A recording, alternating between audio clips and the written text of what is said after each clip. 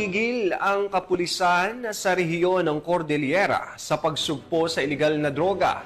Kaya naman sa nagpapatuloy na marijuana eradication sa naturang lugar, matagumpay na sinira ng mga otoridad ang tinatayang 1.2 milyong pisong halaga ng fully grown marijuana plants sa Tinglayan, Kalinga.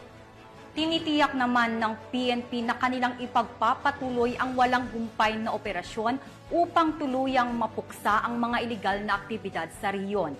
Gayon din ang pagpapanatili ng kaayusan at kaligtasan ng mga mamamayan. Patrolwoman Lizelle Digman sa report.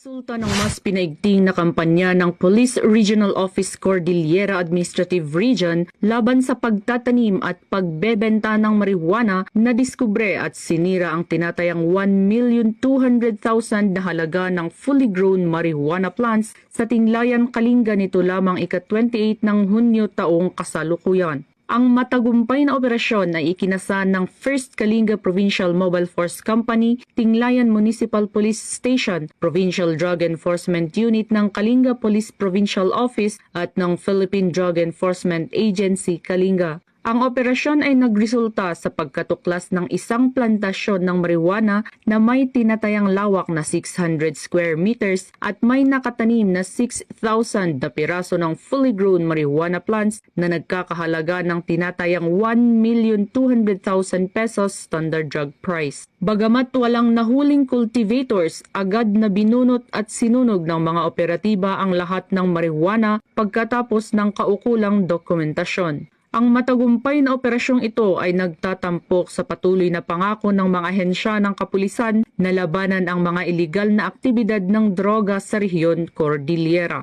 Ang pagpuksang ito ng kapulisan ay bilang pagsuporta sa isinusulong ng Pangulong Ferdinand R. Marcos Jr. na whole-of-nation approach na kinakailangan para masugpo ang paglaganap ng iligal na droga at maging illegal drug-free ang bansa. Mula dito sa rehiyon Cordillera, ako ang inyong PNN correspondent, Patrolwoman Digman, alagad ng batas, taga-taguyod ng Balitang Pulis.